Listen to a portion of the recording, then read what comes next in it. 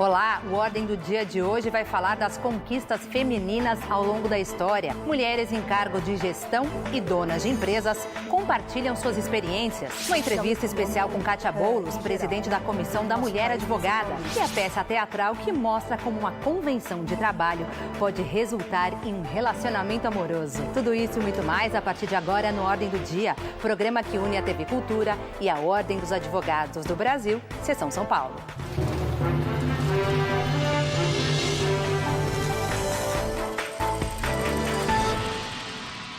O encerramento do Mês da Mulher vem acompanhado de várias ações da sociedade civil e da classe política em favor da igualdade de gênero e do empoderamento feminino. São avanços que costumam caminhar lentamente, o que explica a falta de mulheres em postos considerados redutos masculinos. A luta da mulher é diária e vem de longa data. Maria, Maria, um dom, uma certa magia, uma força que nos alerta. Uma mulher que merece viver e amar como outra qualquer do planeta. Maria, Maria, o som é a cor, é o suor, é a dose mais forte e lenta de uma gente que ri quando deve chorar e não vive, apenas aguenta. São décadas de luta por igualdade e respeito, para estar nas salas de aula, o processo seletivo, como que a gente pode fazer? Para ter direito ao voto, para estar no mercado de trabalho. Mas é preciso ter força, é preciso ter raça. A história do século XX mostra que a mulher precisou batalhar muito para garantir espaço na sociedade. Uma trajetória que exigiu coragem, liderança e talento. Então abraça essa causa que a gente merece respeito e a gente vai lutar por isso. Eu, particularmente, encaro como uma das principais conquistas da mulher ela poder ter voz hoje em dia. Ela poder ter voz nos vários sentidos em que você pode pensar a palavra voz. Voz para reclamar, voz para dizer aquilo que a agrada, voz para dizer não, voz para não consentir a uma determinada investida, voz para pleitear alguma coisa, voz, enfim, no sentido mais amplo da palavra, ela poder se posicionar, não é? E não ser retalhada em função desse seu posicionamento. Cada uma tem direito a escolher aquilo que quer para si mesma. Tantas lutas e conquistas precisavam de uma data para reflexão e celebração. A Unesco, órgão das Nações Unidas para a Educação e Cultura, adotou o 8 de março como Dia Internacional da Mulher. A origem da data é controversa. A versão mais conhecida fala de uma greve de trabalhadoras ainda no século XIX, em Nova York, que teria terminado em mortes. Mais de um século depois, na área do trabalho, as mulheres tiveram alguns avanços. Os direitos das mulheres são direitos humanos. No Brasil, elas representam 44% do mercado formal. Em 2007, eram 40%. O país se comprometeu a reduzir até 2025 a desigualdade em relação à presença das mulheres no mercado, o que aumentaria o PIB nacional em quase 400 bilhões de reais, segundo um estudo da Organização Internacional do Trabalho. Alguns desafios permanecem. As mulheres são maioria entre os desempregados. E mães com filhos pequenos têm mais dificuldade para conseguir uma recolocação no mercado. Vamos pra lá comer manga? Um preconceito que a Fabiana sentiu nas entrevistas de emprego. Quando perguntam se tem filho e no caso de ficar doente, alguma coisa, com quem deixar, né? Com quem a criança vai ficar? Após o primeiro filho, muitas mães não conseguem conciliar a rotina de ser mãe com a rotina do trabalho. E isso dificulta a relação do empregador com o empregado. Na política, uma lei de 1995 exigiu que os partidos reservassem às mulheres ao menos 30% das candidaturas. Os avanços ainda são tímidos. Em 2014, a bancada feminina na Câmara dos Deputados aumentou, mas as 51 deputadas eleitas naquele ano representavam apenas 10% das cadeiras. Neste mês, o Supremo Tribunal Federal decidiu que os partidos deverão destinar pelo menos 30% dos recursos do fundo destinado às campanhas para a candidatura de mulheres. E é só olhar a história para entender o tamanho do desafio. A primeira mulher eleita para o Senado foi a mineira Júnia Marise, em 1990. 4 anos depois, o país elegeu a primeira governadora, Rosiana Sarney, no Maranhão. Foram necessários mais 16 anos para uma mulher chegar à presidência da República. Nós temos que aclimatar o nosso país dentro de um contexto maior. né? Nós vivemos num país, como nós conversávamos, patriarcal, de uma herança patriarcal, de uma herança escravocrata, enfim, de uma herança extremamente machista, não é? Latina machista, aonde é muito difícil para a mulher conseguir atingir um determinado cargo de destaque, e quando ela atinge, ela é alvo de críticas e de olhares bastante severos. Na Justiça, apenas no ano 2000, uma mulher, a ministra Ellen Grace, chegou à presidência da mais alta corte do país. Atual presidente do Supremo Tribunal Federal, a ministra Carmen Lúcia admitiu ter sofrido preconceito ao fazer concurso público. Eu fiz concurso para procuradora em 1982 e na banca examinadora, na prova oral, que já é o momento em que a gente está mais tenso, um dos examinadores me disseram que a senhora é muito boa, então pode ser que a senhora seja aprovada. Agora, se for igual aos homens, eu já logo vou avisando a senhora que nós preferimos procuradores homens. Isto antes de a prova começar, os senhores podem imaginar o que significa. O Brasil mudou. Hoje, se alguém dissesse isso, se um examinador, professor de direito, dissesse isso numa banca examinadora, seguramente a minha reação, que na hora foi uma reação de dizer que eu não aceitaria isso e que não seria procuradora, senão igual no exercício do meu dever a qualquer outro dos homens e dos colegas procuradores, mas apenas isso. Única ministra do Superior Tribunal Militar, Maria Elizabeth Rocha lembra que a Marinha foi a primeira força a incorporar mulheres em seus quadros. Para que o Superior Tribunal Militar e a própria Justiça Militar de primeira instância tenha uma participação feminina mais contundente, pode-se dizer assim, eu nem diria majoritária, mas mais contundente, é fundamental que as mulheres tenham uma plena integração nas Forças Armadas. E isso vai acontecer, mas vai acontecer daqui a, no mínimo, 3 décadas, um tempo longo demais. Na luta por direitos, alguns desafios parecem maiores e mais difíceis de superar. A violência contra a mulher é um deles. Apesar das delegacias especializadas, das leis Maria da Penha e do feminicídio, 12 mulheres são assassinadas por dia no país e outras 135 são vítimas de estupro. Quando eu digo não, é não. Quando eu digo não, é não. Neste mês, a Câmara dos Deputados aprovou projetos que aumentam a pena em caso de estupro coletivo e tornam crime a divulgação de cenas de estupro. Só o fato, às vezes, de você colocar um short, as pessoas já começam a mexer, já começam a olhar. E a importunação sexual, o que permitirá punir atos libidinosos cometidos no transporte público. O rapaz foi e me esfregou em mim.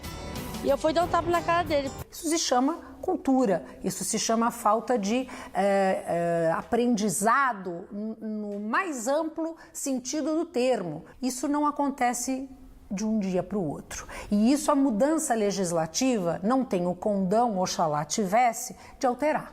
Não é? Isto, vamos dizer, pode ser robustecido pelas mudanças legislativas, mas não alterado só pelas mudanças legislativas. Eu só acredito realmente numa alteração de peso, e aí sim substancial, que você possa dizer, bom, essa mudança veio para ficar, quando se perceber que culturalmente houve uma sedimentação desses conceitos e uma solidificação desses conceitos em nível de que falam sobre igualdade. Fora disso, acho muito difícil. A seguir, a experiência de mulheres que chegaram em lugares considerados redutos masculinos no mercado de trabalho e as decisões que provocam desigualdades, como autorizar que mulheres paguem menos para entrar em danceterias. Voltamos em instantes. Mesmo com avanços significativos no mercado de trabalho, as mulheres ainda recebem salários menores. A discriminação é sentida até por empresárias e gestoras com voz de comando. Obstáculos para quem tenta deixar tudo em ordem. Mais de 500 Nos anos 90, ela assumiu a liderança de uma das maiores redes de varejo do país. Em 2013, fundou em São Paulo um grupo para discutir temas ligados ao empoderamento feminino. E para você ter inovação, você pode melhorar sempre o que você está fazendo, ou você pode pensar fora da caixa alguma coisa que ninguém pensou. Para isso, hoje, o movimento das mulheres do Brasil tem 15 mil integrantes. E sua fundadora, a empresária Luísa Helena Trajano, virou uma referência. Tem que assumir. Ela foi um dos destaques no Fórum Econômico Mundial para a América Latina, realizado entre os dias 13 e 15 de março na capital paulista. Participou de 4 debates sobre temas como liderança e igualdade de gênero. Sou uma pessoa que sempre acho que o que vai sobrar para mim é o que eu posso contribuir. Você é do tamanho daquilo que você compartilha. Para mim, o emprego é a melhor coisa que eu posso contribuir para que as pessoas tenham dignidade no país. 7 milhões de empresas brasileiras, 1/3 do total, tem mulheres como donas ou sócias majoritárias. É o que aponta um estudo da Serasa Experian. Nos últimos 3 anos, o país ganhou mais de 1 milhão de empreendedoras. Eu acho que é importante, principalmente porque quando a gente tem uma empresa, por exemplo, dirigida por mulheres, não é uma questão assim de que as mulheres são melhores do que os homens, nada disso. É que começa a levar toda a condução da empresa a partir de um viés de uma preocupação com aquilo que é uma preocupação nossa, como, por exemplo, a questão de filhos. Uma outra pesquisa revelou que as brasileiras são mais empreendedoras que os colegas do sexo masculino e abrem mais empresas por necessidade do que eles. Foi o caso da Tatiana. Com dificuldade de voltar ao mercado, ela se reinventou como empreendedora junto com a sócia Isabela. A gente sabe que exige muito da gente de atenção e de cuidados e que se a gente não tiver um apoio, uma rede de apoio, a gente não consegue fazer. Não é fácil, não é simples, mas as vantagens compensam. A vantagem é você poder fazer assim a sua rotina com o seu filho, entendeu? Você poder também se dedicar a ele, poder também fazer o que você gosta, empreender e estar com ele ao mesmo tempo, né? A flexibilidade e tudo. A Dani criou uma plataforma que ajuda mães que querem empreender. Em 10 meses, viu crescer 360 empresas. A gente só é o meio. É que ela tem poder, né? Ela tem poder de voz, ela se sente mais forte, mais conjunta.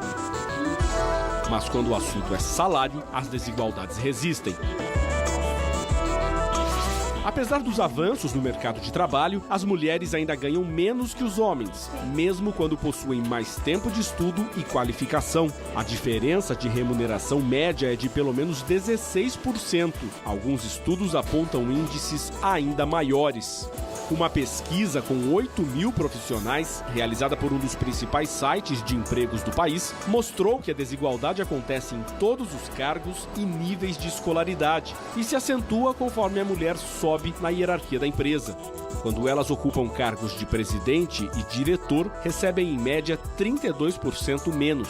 As menores diferenças estão nos cargos de auxiliar, assistente, estagiário e trainee. As mulheres recebem menos, por quê? Porque o empregador muitas vezes não quer investir muito nessa mulher, porque daqui a pouco ela pode engravidar, ela vai licença maternidade, então tem algumas coisas que ainda pesam muito para a questão da condição feminina. Nós não estamos aqui fazendo uma comparação homem e mulher, ao contrário, estamos dizendo que homens e mulheres têm as mesmas aptidões, as mesmas qualidades, os mesmos defeitos também, e não é justo que a mulher não consiga se inserir no mercado de trabalho por uma questão de preconceito.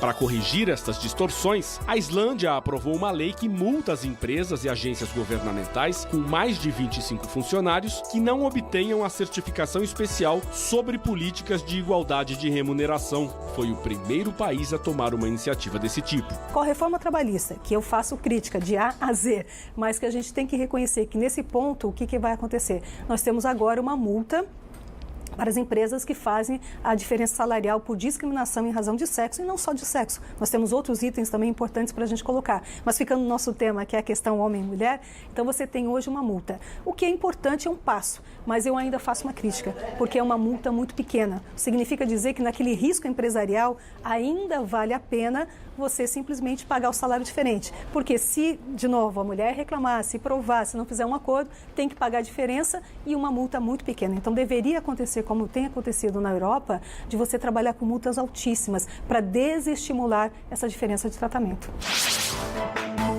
Meu nome é Cauê e eu gostaria de saber por que só os homens são punidos quando não pagam pensão. Isso é uma falsa percepção da realidade, porque nós temos uma legislação específica sobre alimentos, sobre o dever, a obrigação de pagar alimentos, e ela não determina que é o homem ou a mulher o devedor de alimentos, mas sim o cônjuge ou o genitor que não detém a guarda. O que falta para as mulheres alcançarem direitos plenos? Quem responde é Kátia Boulos, presidente da Comissão da Mulher Advogada da OAB São Paulo. Doutora, o que merece ser comemorado pelas mulheres? Merece ser comemorada a visibilidade das questões da mulher no cenário político, social e econômico em geral, né? Vamos dizer, do nosso país principalmente, e mais especificamente no nosso estado de São Paulo. Merece ser comemorado porque todas as questões pertinentes às causas da mulher têm sido tratadas, têm sido divulgadas, amplamente discutidas com a sociedade, com os nossos parceiros, órgãos governamentais, não governamentais. Então, o fato de você trazer sempre à luz as questões da mulher, debater, informar a sociedade, esclarecer, merece comemoração. As mulheres tiveram que batalhar muito para poder estudar, trabalhar, votar. Por que a senhora diria que foram necessárias tantas lutas para direitos que parecem tão naturais? E olhando hoje por um outro prisma, dá para dizer que estamos vivendo talvez o esplendor das conquistas femininas? Esses direitos conquistados, sim, mas muitos outros ainda devem ser, pelos quais ainda devemos lutar, tem que estar na pauta, né, do nosso trabalho. Eu entendo que quando nós falamos em a mulher não tinha acesso ao estudo, isso é bem verdade, porque era proibido que ela cursasse curso superior, por exemplo. Né? A primeira que cursou medicina já foi aqui praticamente, foi no século XX. Então nós temos que entender que aquelas lutas foram necessárias para que nós chegássemos ao patamar que alcançamos hoje. Mas outras lutas ainda aparecem. Por quê?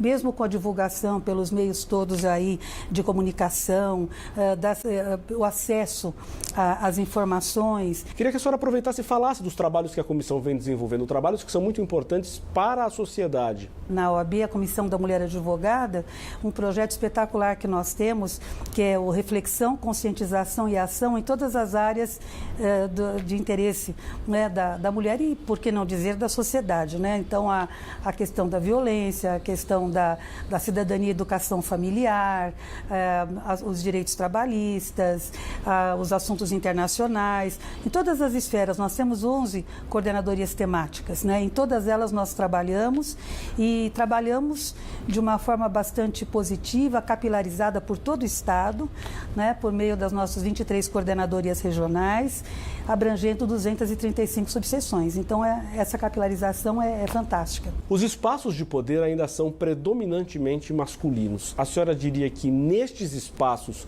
o machismo está enraizado? Ainda assim, porque vimos de uma sociedade patriarcal. Todos nós sabemos disso, né, em que é conferido ao homem o papel de ser o provedor, de ser aquele que é o chefe da sociedade, que direciona a família. Então, essa transformação cultural exige realmente postura das pessoas, de aceitação, né, de conhecimento, de vontade de querer efetivamente entender o que está acontecendo, porque às vezes se acomodam, é dessa forma mesmo, mas não é dessa forma, né? Essa nossa luta é por direitos iguais, para que ninguém prepondere nem o homem sobre a mulher, nem a mulher sobre o homem. É pela igualdade dos direitos em todos os sentidos, seja na carreira acadêmica, seja na participação política, seja no acesso aos cargos diretivos, porque é um absurdo. Se a senhora tivesse que definir a condição da mulher hoje em uma palavra, qual seria?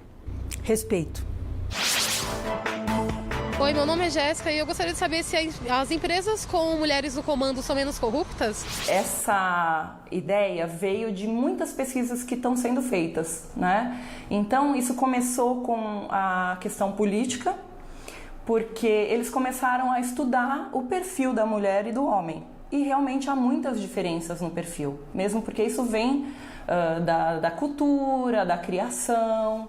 E começaram a descobrir em certas pesquisas que os países onde há menos corrupção são os países em que proporcionalmente há mais mulheres na política. Então tem muitas pesquisas a respeito, mas nada é consistente a título de dizer não, a mulher é melhor que o homem nesse aspecto. Algumas decisões na justiça causam polêmica por ir contra a igualdade de gênero. Um exemplo foi a permissão para que as mulheres pagassem menos para entrar em casas noturnas. Fique por dentro.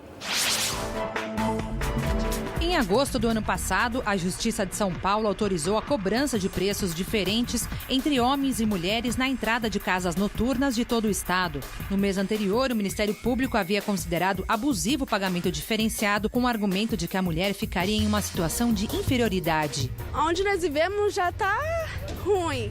E se a gente faz isso, vai dar muito problema. Eu acho que tem que ser igual. Sim, e notório é eles ganham mais do que a gente, ué. Segundo a Associação de Bares e Restaurantes de São Paulo, a cobrança de preços iguais de homens e mulheres poderia afetar o funcionamento das mais de 200 casas noturnas da capital paulista, que, segundo a entidade, gera 40 mil empregos. Gera uma certa insegurança jurídica e impede que as pessoas façam uma estratégia administrativa, uma estratégia de desenvolvimento e de gestão. Para o IDEC, a diferenciação viola o Código de Defesa do Consumidor. Nós temos uma prestação de serviço igual, né? Não existe uma diferenciação, que ela vai ter uma diferenciação de preço por gênero, o que não faz sentido. Colocar a mulher como isca é inconstitucional, né? Você coisifica a mulher. Nas ruas, a maioria defende o fim do preço diferenciado. Diria que é injusto, de certa forma, também a mulher pagar menos, né? Eu não acho certo.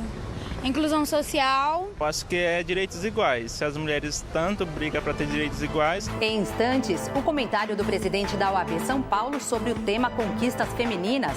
E no teatro, as confusões de um casal durante uma convenção de trabalho. É o que vamos mostrar já já. Estamos de volta com o tema Conquistas Femininas. Quem faz o comentário agora é o presidente da OAB Seção São Paulo, Marcos da Costa.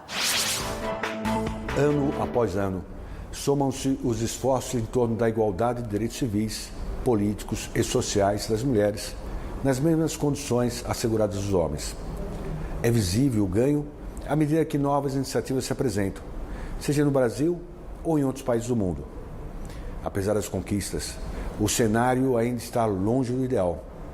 As mulheres, embora na média tenham escolaridade superior, ainda ganham menos do que os homens. A presença delas em postos de liderança é ainda muito pequena. E ainda há violência comedida por questão de gênero. Mas mudanças têm acontecido porque as mulheres têm cada vez mais voz. Na OAB de São Paulo, por exemplo, as mulheres tomam assento nos conselhos, comissões, diretorias da seccional e das 234 subseções do interior. Aliás, temos a maior participação feminina da história da entidade no nosso conselho seccional. E seguimos ampliando a participação feminina em nossa estrutura, com debates, eventos, militâncias nas causas que favorecem as mulheres em suas questões da luta pela igualdade do gênero. De modo igual, é urgente trazer à tona reflexões em direção ao ganho da consciência sobre o espaço feminino na estrutura social. É fundamental aumentar suas vias de acesso aos diferentes universos ainda dominados por ideias e atitudes masculinas.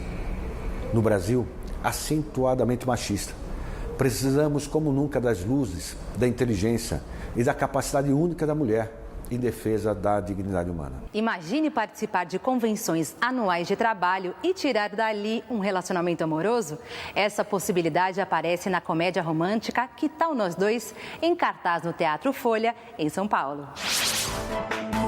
Uma mulher e um homem casados e com família. De quem é esse quarto? Não! Funcionários de uma grande empresa que se encontram num evento anual. Pra mim, chega! Basta, tá bom? Chega! Você tem uma palestra pela frente, você tem um cargo pela frente... O clima de confraternização abre a porta para uma noite de amor. A única com quem eu quero passar a noite é uma mulher casada. No dia seguinte, eles decidem não repetir o encontro amoroso. Mas no outro ano, a promessa é deixada de lado. Você só pensa nisso, né? Com você, eu só penso nisso. Não, para com isso que a gente tem uma... Ai, é o meu marido, Roberto! Não é Alberto, o seu marido é o Alberto! O romance se repete a cada convenção, até que no quarto ano, algo inesperado acontece. Eu sou a nova Você tem dois personagens que estão numa mesma condição de cargo, que disputam um cargo de gerente geral e ela ganha. E o fato de ganhar faz com que ela passe a ganhar muito mais do que ele. Porque o cargo, enfim, merece isso. E isso começa a influenciar a relação afetiva deles. Escrita por Juliana Araripe e Otávio Martins, a comédia Que Tal Nós Dois mostra a evolução de uma relação e o aparecimento de conflitos. Não, a disputa foi bem apertada. A disputa foi entre eu e duas mulheres lá. A peça se apropria desse feminismo, desse movimento feminismo que clama pela equidade, para fazer um retrato do que é esse casal contemporâneo e como o macho lida com suas perdas e a própria mulher lida com suas perdas. Porque, embora ela ganhe em termos de trabalho, ela também perde socialmente. Eu acho que essa peça fala disso. Fala que as pessoas são diferentes, que os sexos são diferentes, que a posição da mulher, quando ela atinge um lugar dentro de uma empresa superior à do homem, é sim um ponto de conflito, mas apesar dessas diferenças, as coisas no final funcionam justamente porque são diferentes, né? Gente, a gente vai discutir, a gente vai ficar mal-humorado, mas no final não tem jeito. Vamos somar o seu com o meu? Vamos fazer 2 e 2 não serem 4, vamos fazer 2 e 2 serem 7, né?